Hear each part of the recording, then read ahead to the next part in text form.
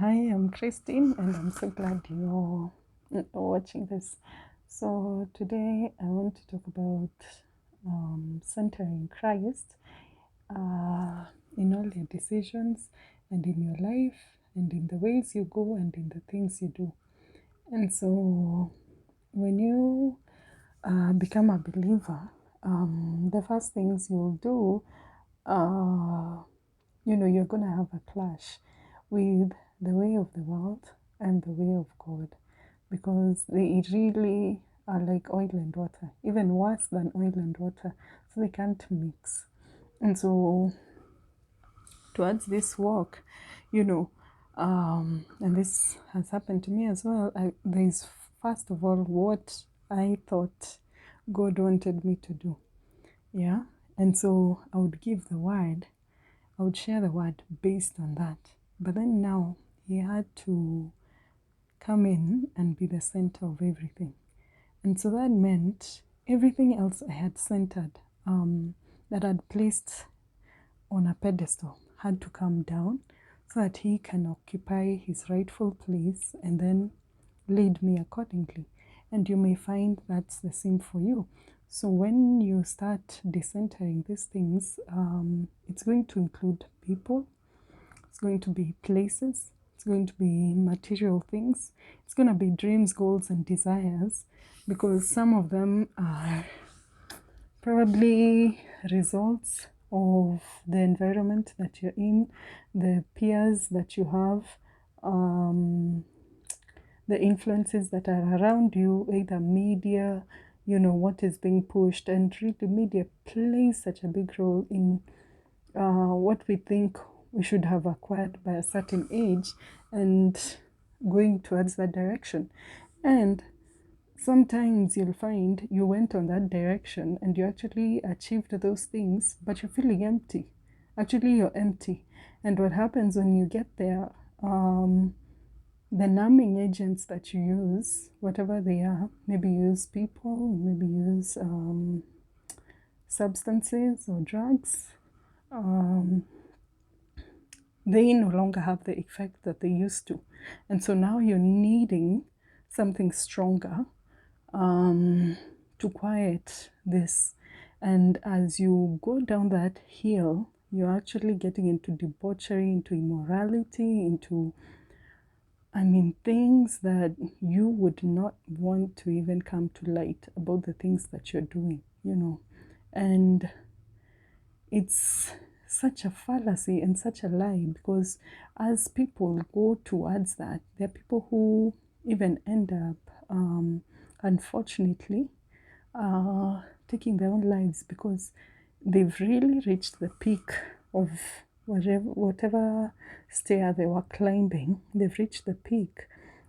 They've engaged in all sorts of activities, and nothing brings a hit like before the adrenaline even is charged. Like, it's very sick things that they have to do. So before you get there, right? Because I don't want you to ever get there. Here's what I'm saying. You need to decenter all those things. You need to decenter the status that you're seeking. You need to decenter yourself and center God.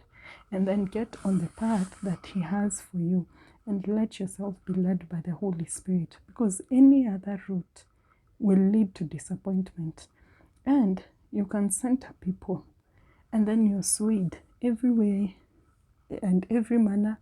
Let's do this, you're there. Let's do that, you're there. But, you really give up who God made you to be to fit into a mold so that you can move whichever direction you're swayed. That's one. Two, material possessions. Really, how many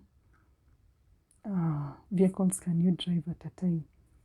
How many beds can you sleep in at a time?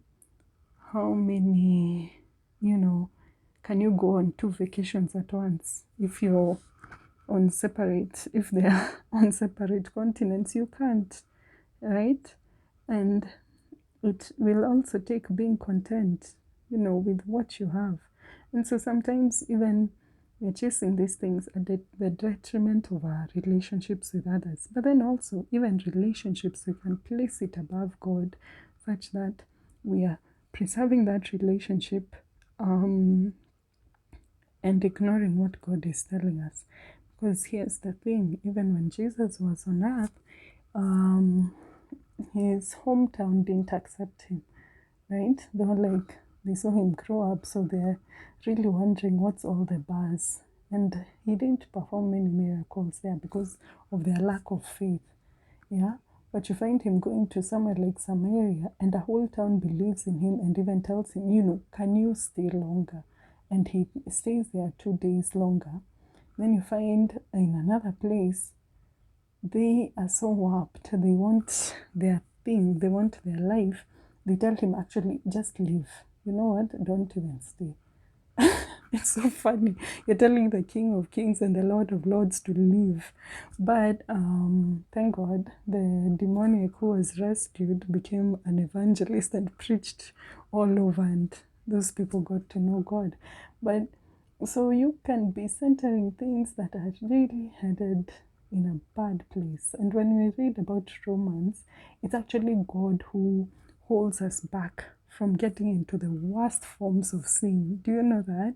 Like, even when you're sinning, God has put a limit, like he or she shouldn't pass here, this barrier, right? And then it says he gives them over. You've just given yourself into those things, into all forms of sins, just looking for a hit to feel the way you once felt, the way you still sugar at some point as a child, and then, then now you start thinking maybe I should take something bigger and bigger and so on. In short, it gets worse, yeah? To try and get that initial hit. And that's how you find even their affairs, couples having affairs, individuals coming together who have the same gender and so on. I mean, it's like a rock rolling down a cliff, and it's unstoppable. And really, before you get to rolling down a cliff, I'm just telling you, you can put a stop to it, decentering the wrong things and then centering Christ. And his way is easy, his burden is light, and he has, you know how people say that you help yourself and then God will help the rest? No, he's not even asking you to do that. He's telling you, come into my rest, and then now he'll lead and guide you. And really, you will be changed even by reading the word, praying, and getting to know what God has for you. Yeah, you will notice patterns in relationships that were not great, and then instead of reacting, maybe you used to either shout, or used to pull away, or used to, be passive aggressive. Now you'll see the pattern as a whole, and then I'm not going to engage in that in the way that I used to, or in an unhelpful way.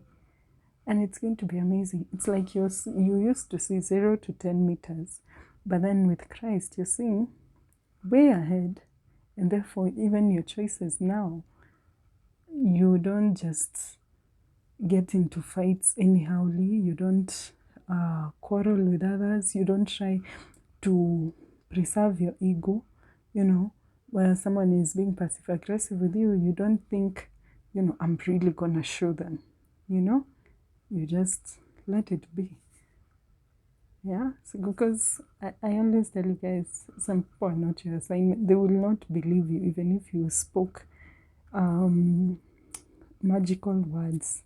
It's until God touches their hearts. And so there are people who you're meant to reach. I always tell you guys this. And you need to get started on whatever journey God has placed you on, so that you can reach those people. They're actually waiting to hear from you. And they're actually out there, yeah? And even God is waiting on you, and he's so patient and he's so loving. He gives you the Holy Spirit, but the Holy Spirit won't force you.